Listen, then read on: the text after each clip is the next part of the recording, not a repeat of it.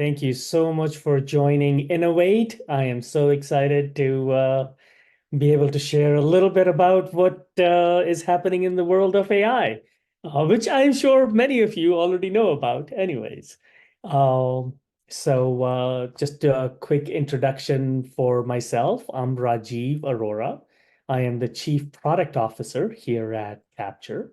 And I've been here for a couple of years, been in education technology now for over 20 years. Did stints at previous companies like Illuminate and Blackboard and Parchment. And as I mentioned, been here for 2 years or so. Super excited to be sharing, what I think, many of you are wondering about. How do we go ahead and really take advantage of this revolution that's happening in AI? So here's the agenda for today. We'll talk a little bit about how recruitment landscape is changing anyways. Uh, we'll talk about what the impact of AI can be in recruitment marketing. How it is that, AI, I think, is reshaping what it is that we do as a discipline on a day-to-day basis. We'll try to get into a little bit about how can you actually go ahead and start implementing some AI technologies right within your recruitment strategies. We'll do a little bit of final thoughts and takeaways. It's always good to know what it is that a summary of a session really is. And then, of course, at the very end, we'll do a bit of Q&A. So sit tight. I think that there's ways that you can go ahead and start asking questions and whatnot. Feel free to do that. And we'll certainly review all of those at the end. So I thought I'd start out with this slide, which presumably, again, you've seen before. The statistics are basically showing that, college recruitment, declined again.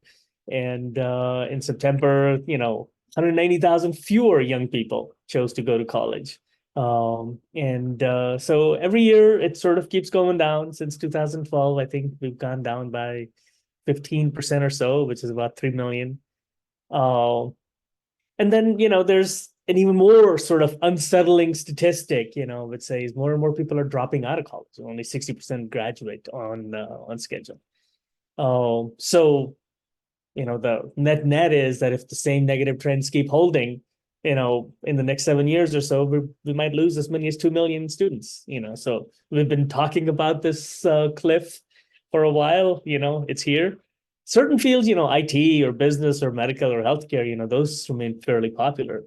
So it's good to sort of keep thinking about this part. The one other part that sometimes we don't talk about, and as our keynote speaker, Dr. Graw mentioned, is that the number of students graduating from high school continues to fall, but it'll stabilize over the next few years. There's another variable, which is that, there's a lot of movement of families. It seems that lots of folks are moving to the south and to the west. I live in Florida, population keeps increasing over here into the Sunshine State here. They're moving from the North and the Midwest. There's many reasons for that, obviously. And it's not the first time higher ed's experiencing that thing. The last big movement was, kind of post 9/11, where families were saying, hey, let's move towards more open spaces or away from major metro areas. And at that point, it helped lead to like a reduction of about 15%, of the colleges and universities nationwide, according to the SHIO data that we've got. So, but again, about some of this. And what we got to do is we got to say, okay, given that families are moving, given that the enrollment cliff is here and is going to continue to kind of go down, how do we evolve our discipline of recruitment marketing? It used to be in the early days, we basically did print and mail, right? So brochures and pamphlets and direct mail, and we designed them super meticulously, and we showcased all the merits, were compared us to other educational institutions. And those print materials were good, but obviously super expensive, right? And as the landscape kind of evolved, college admissions teams kind of said, all right, how do we go ahead and really engage with those student prospects. And the strategy sort of shifted away from print, and all the travel that we used to do. We're still doing travel, and I don't think that'll ever go away. In fact, this is part of the way that we build those strong bonds. So as time goes on, kind of that hands-on approach for that personal connection between an institution and potential students is going away from print and mail and travel to really the digital way. The advent of all of that tech stuff has, pretty much been a paradigm shift on recruitment marketing. Radio advertising became an additional channel. Television and cable marketing allowed us to get to visually showcase, different campuses and academic achievements and the overall student experience. It allows us to create a much more compelling narrative, to really attract students at a national level. And then, of course, now with internet and computers, college admissions has really been embracing digital marketing for quite a while. And that's kind of the area that we'll focus in on. How can you go ahead and really target specific demographics with precision, with detailed information online? How do you engage with prospective students through all the virtual platforms? What we really gotta get to now, everything's on the cell phone, right? So that's ubiquitous. Mobile devices are kind of the center of everybody's life. I carry one around, right next to my desk. Hopefully it won't ring. We've got, all sorts of mobile apps and social media platforms and targeted messaging, and we got to figure out how do we go ahead and make recruitment marketing adaptable? How do we showcase, how we've embraced the technological advancements to really effectively, sort of reach and engage with the next generation of students. So how do we go ahead and do that using AI? In my mind, there's three things that are super important. I'll bring up all three of these things, and then we'll go through each of them in a little bit more detail. The first part is just predictive and prescriptive analytics, and I'll take you through what some of these things are. Machine learning and big data has allowed us to go ahead and really drill down and understand what it is that the profile is of that, just the ideal student who can be applying to us and attending our colleges and universities. And once you have that, you can go ahead and leverage that with a lot of different predictive and prescriptive analytics. And I'll talk about that a little bit. So this really allows us to focus our engagement and marketing on the folks that we think are the best potentials for really working out, for getting those applications in, for getting those deposits in, for getting them to enroll into our institutions. Once we know who those people are, and once we've opened up the channels, the next thing we got to do is really personalize the communication. Somebody who's coming in from Florida, and if the school's in Florida, it's a very different communication than somebody who's coming in from New York or the West Coast or whatever. There's somebody who's coming in for accounting, needs a very different way of communication than somebody who's coming in for art. And so we gotta be able to personalize that. And thankfully, generative AI, hopefully all of you guys are experimenting with things like chatbots, with chat GPTs, or even DALL-E or Canva to be able to go ahead and do, generative graphics, and really personalize what it is that you want to communicate with your students. So obviously super important. How do we get the right message to the right student at the right time to sort of move them to the next stage that we want them to move to? So, figure out how to target. That's number one. Figure out how to go ahead and get them engaged and applying to your school and making sure that that process is seamless. And then last is improved retention opportunities. Yeah, we can go ahead and get a bunch of people admitted, but if they're not going to show up, if yield is low, if melt is high, or if retention is low post year one, all of that work that we did at the top of the funnel and getting them in the first year is sort of wasted, and then we got to start back over again. And that doesn't do anybody any good. And there's models and there's technologies that are there, which can allow you to go ahead and do a much better job of retention. And I'll talk through a couple of those. So let's start out with what is machine learning and data analytics all about. There's sort of four different things that data analytics allows you to do. Descriptive analytics, I was talking about, who is that ideal student who applies to us? That's an example of a descriptive analytic. If I can go ahead and take a look through all of the data for the past, let's say, 3 to 5 years that sits in your CRM, and it says, here's all the people whose names we bought. Here's all the people who came to our website. Here's all the people who maybe inquired, then finally who applied, and finally who we admitted and who actually showed up. There's an amazing amount of detail that we can provide you to say, who is that ideal student, who you really can target. Once you've figured that part out, then we've got the predictive analytics. How do we figure out, how to target those folks? How do we, what kinds of prescriptions do we have, for example, for travels, and all of that for our students.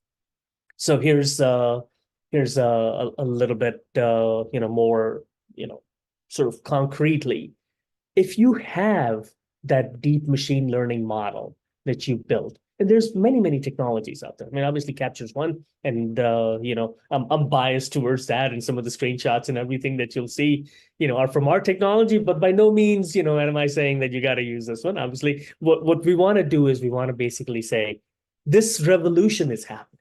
You should be using machine learning models. You should be learning what it is that ideal student really is. And then once you have that, then you can have a bunch of prescriptive interventions.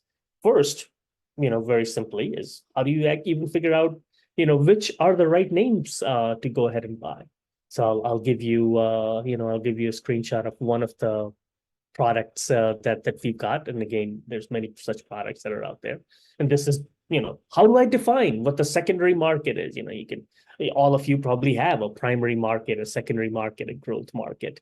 That is just that you've defined for your institutions. But how do we figure that out? It used to be that we basically would say, well, I'm in Florida, so the entire state of Florida is my primary market. And, then Georgia is right next to us, so that's probably my secondary market. But when you have developed the right machine learning models, now you can actually say, go down all the way to the top zip codes. I don't need to buy all of Florida in order to be able to go ahead and find out, which students are likely going to come. I sort of know that already. And building up the right models, you can't probably see this one, but you can say, let me buy just the top 5% of the zip codes in the states that are next to mine. And I'll go ahead and focus in that. Your dollars for what it is that you're going to spend on search obviously go a much longer way if you're able to go ahead and target all the way down to the zip code level. And these machine learning models will allow you to do that. We have one. I'm sure others have others. But make sure that you're thinking about it from that perspective. First, build a machine learning model to say, what is my ideal student profile? And then second, use that to figure out where it is that I should buy names. Both historically, what has worked well, but also what are zip codes that look just like the ones that have worked well, where I'm likely to go ahead and source applicants and admits that are similar to what it is that have been successful at my institution in the past. So this is an example of predictive analytics, right? The next part is prescriptive analytics. How do we go ahead and actually figure out how our behavior can change? So again, this is a screenshot of one of the things that Capture can do, but there's many other ones out there. So this is, how do I figure out where should my counselors really go to? And the same kinds of ways that we can say which zip codes are the right ones, we can actually help you figure out which high schools are the right ones, which high schools service which zip codes, which place are you traveling to, how many miles away is it? Is it going to cost a lot, to go via an air travel, or can we just go ahead and go on a road trip? And if I'm going on a road trip, what is a good way to go ahead and maximize, what my itinerary might actually be by going to all the different high schools that are in a certain geography and making sure that, we go ahead and cover all of those. Um, Not only can you go ahead and plot this, and you can go ahead and go down to, every single little metro area or every single little state, but then you can go back again to that primary, secondary growth idea and say, all right, my primary market, for this particular school, it looks very very much a Midwest oriented school. But so that's good. But maybe my growth market is California. And you'll see that, we color coded, as least likely was most likely. So we've got some green spots here. So when I'm going to go ahead and send somebody and say, hey, we want to go ahead and start targeting California. We want to start targeting California from a travel perspective, or we want to start targeting California from a digital ads perspective. I can go ahead and narrow it down. And I can say, these are the high schools that I want to really target, and these are the zip codes I really want to target. Again, these kinds of targeted, analytics allow you to optimize what it is that your spend is going to be. None of us have unlimited budgets anymore. We got to figure out how to go ahead and stretch our dollars. And this is the way that you really can stretch the dollar. And then the next part is, okay, I'm going to buy search names. How do I go ahead and do that? And that's again, a little bit of descriptive, a little bit of diagnostic. I might be buying search names from the College Board. I might be buying search names from Ancora or any of the other sources. How are they performing? Is a certain geography from a certain vendor performing better than a different geography from a different vendor? You can go ahead and do that kind of analysis, and you can figure out, what it is that you want to optimize. You can optimize the cost side, you can optimize the geography side, you can optimize the vendor side, which tests that you should be buying, data from. So again, all of these things allow you, building out those initial machine learning models, which take the historical nature of our CRM data into account to then project out and say what is really going to allow us to target some things better, allow us to buy the right names, allow us to send people in the right places, allow us to buy them through the right vendors, allow us to go ahead and optimize our digital ad buying. And then, of course, for the right people, you can go ahead and still do that old, print and mail and all of those sorts of things that we used to do. So that's kind of the first part, right? So how do we go ahead and use predictive prescriptive analytics to go ahead and target? The second part that AI, I think, is revolutionizing is personalized communications. And the fact that you can go ahead and tie these predictive models to student behavior that's happening on the institutional website, on campus visits, online applications, just allows you to go ahead and do personalization of communication, at scale. And it can be done not just on email, which is often kind of the first step, but also in real time on your website itself. Here's sort of a scenario that let me kind of walk you through and go, how can AI really help with this? So, we have a potential student, Luca, and she searches for Google, searches on Google and says, hey, what are the accounting programs in my area? And that lets you, leads her to your institutional website. Hopefully you bought the right digital ad, in that, and in that geography. She browses, a couple of pages and then she loses. And then a month later, Lucas, who also happened to be part of the search name that you bought because you were doing the right zip codes for the search and the same zip codes for digital advertising. You knew where it is that you can really source those best students from. Now she receives a personalized email from your institution. Lots and lots of different ways to go ahead and this. Capture can do it, Slate can do it, Salesforce can do it, but the main part is actually personalizing. You know where she's from, you know which program she searched for, she was part of a search by that you did. There's lots of history there that you can go ahead and generate a very personalized outreach. You do it right, and of course you can use ChatGPT and Canva and our own capture search consultants and creative folks that are in our team to be able to go ahead and do this right. So you do it right. Luca clicks into the email, and then as soon as she clicks into the email, now she's back to your website. Now you've made the connection. You've made the connection of the first time she came on the website, you didn't know who she was. She didn't really give you her name or anything like that. You found her name, by buying the search piece. You sent an email. If you instrument the website correctly, those clicks leading her back to your website now basically allow you to make that connection. Say, oh, this is the Luca who is this person that I bought from the search side, who also a month ago, actually found me on Google and looked at these couple of pages.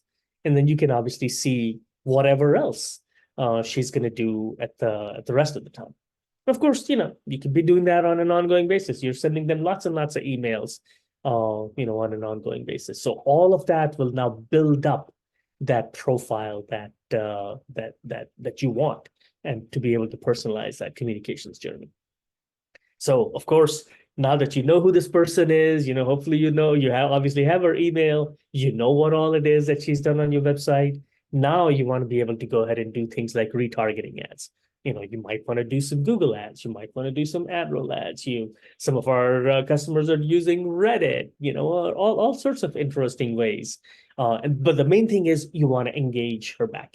Get her back. Maybe you want her to take the virtual tour of your institution, and she finally, is interested because it's such a personalized email. She goes ahead and takes the tour.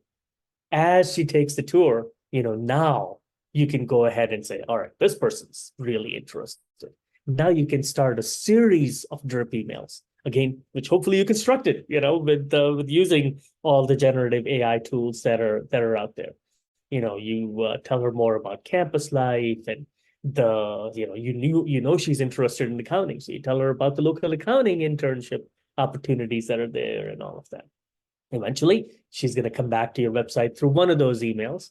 And then when she does, this is when you go ahead and say, hey, we know who you are, and serve up a personalized form to request, some additional information. Maybe you want to say things like, hey, for accounting students who are also interested in lacrosse, we have a potential scholarship. If you are interested, fill out this form and we'll let you know whether you qualify or not. You based the thing on information that you knew about her, but it was presented in a way where it can be applied to a lot of people.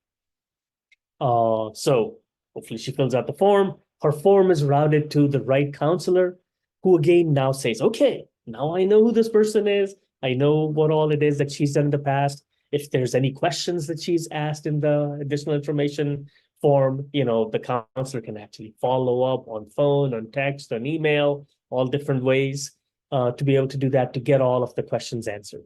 And then when the next day she visits, after she's gotten her questions answered, now you go ahead and, serve up a specific thing. She's ready now. She's gone through all of this.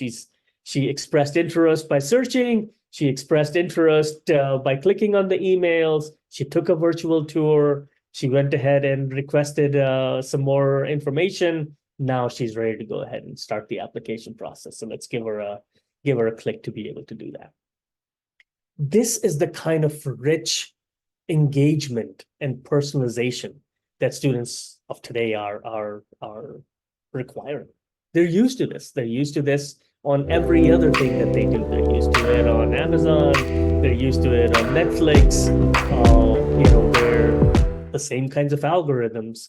They sort of go, what is that next step? What is that next suggestion?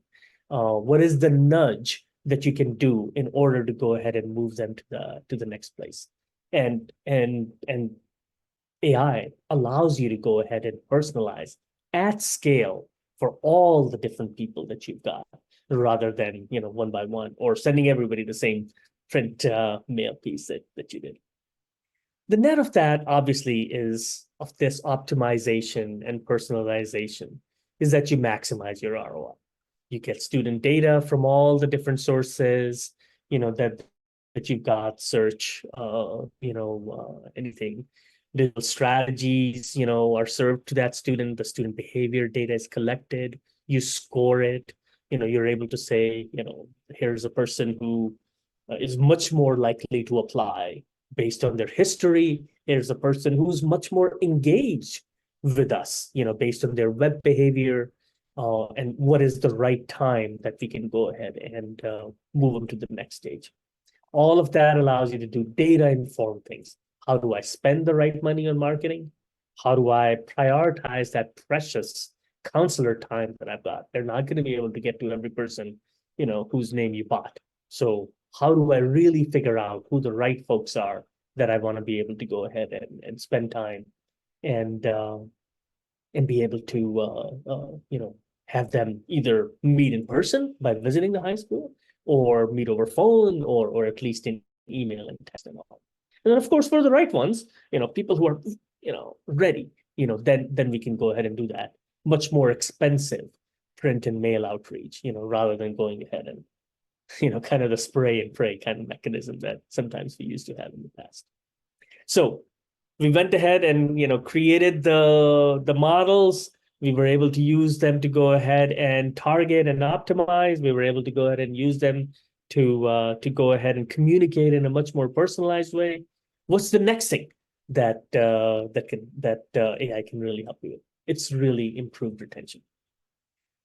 As we talked about earlier, if we go through all of this, but we've got a leaky sieve, I think I'm trying to remember the statistic. I think 60%, either don't graduate, in the targeted time or something. We got just such a leaky bucket. We want to be able to go ahead and improve that retention part.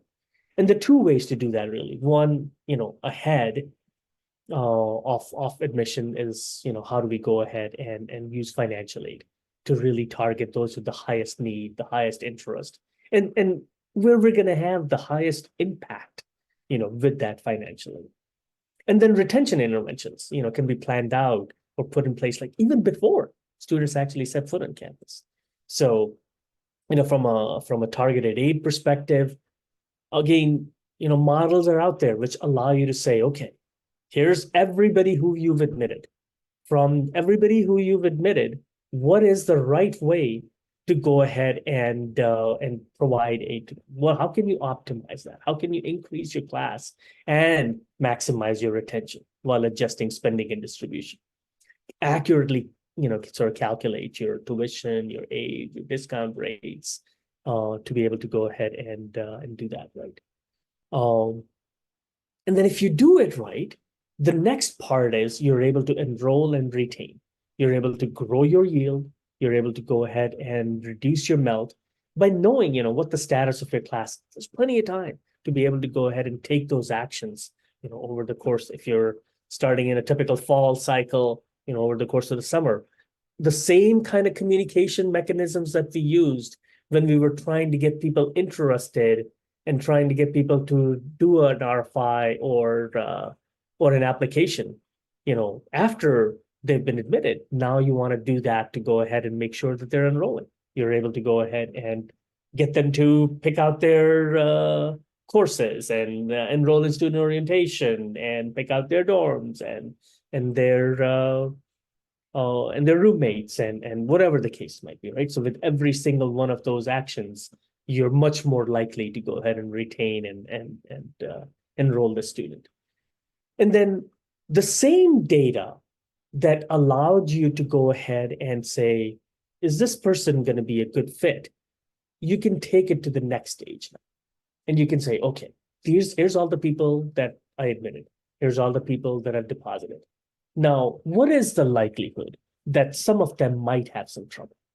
You know, there are factors that you can actually uh, know about before people even set foot. You know, maybe they're going to struggle financially. You know, you can almost tell that by the data that you have from an application perspective. You can decide, you know, okay, you know, you hopefully decided to help them with your financial aid earlier anyways, but you know that year two is going to be maybe even more troublesome. So what can we do to put an intervention into place? Or social or academic, you know, maybe they're first generation student, maybe inner city students or foreign students. You know, what can we do to make sure that their experience is actually going to be something that we can curate, something that we can go ahead and have those interventions. We know that some of them are likely going to have those issues. We know what the causes of some of those issues might be. We know what the interventions are to help with those causes. Let's plan those out ahead of time rather than waiting till later when they've already started sending out their transcript to transfer out or things like that. You know, let's move on that much faster. So hopefully all of those things kind of gave you a little bit of sense of how AI can really help. You know, it can really help you with machine learning models, with predictive, prescriptive analytics, with personalizing that communication journey, and then obviously, helping you both enroll and retain the right people and what are the strategies that you can do. So how do we go ahead and actually make some of this stuff happen? The first part is you just gotta be honest with yourself, with your team.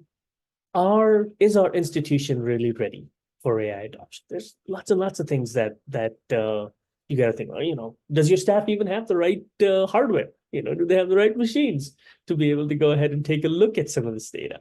To be able to go ahead and use some of the things that we've talked about. Some of these tools are public domain tools. Do you really want your staff to go ahead and use those public domain tools like ChatGPT or whatever the case might be? And you want to be able to go ahead and think that through and have policies and procedures, beforehand. And you want to think about this, you want to identify these suitable tools and platforms that you've got. And then you want to create a roadmap. How am I going to go ahead and do this in a thoughtful way? You know, which places are we going to start? How are we going to train our staff?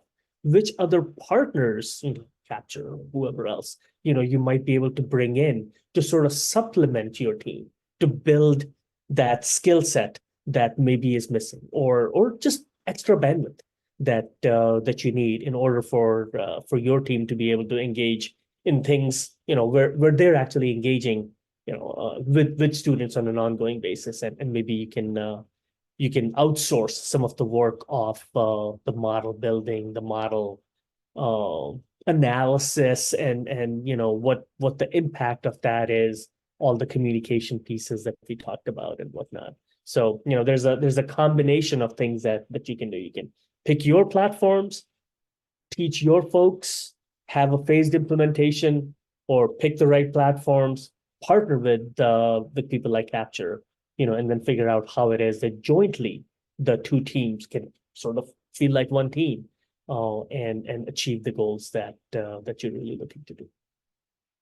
So I'll leave you with a few final thoughts and takeaways in the last couple of minutes, and then I'll ask our MCs to come back in and talk about Q&As. So first, allow data to prescribe your intent. Don't have a hypothesis first. Go, yeah, I'm gonna have Florida as my primary market, as the whole state. Let's not do that. Let's allow data. Those predictive models that you create, which are coupled with your own history, can help you create that super dynamic, hyper-focused recruitment strategy to help you identify, who the right students are for your campus. Make it personal. We know this has been true for decades.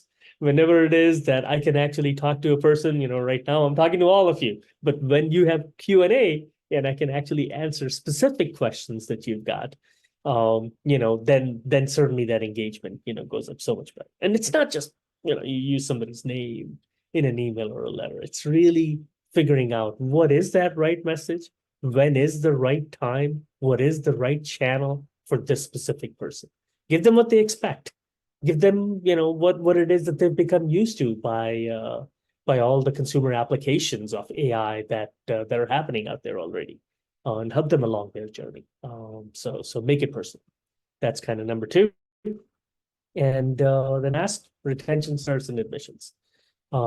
Used to be that we had a completely separate set of people who were responsible for that part. We don't, in most cases, those teams are getting combined.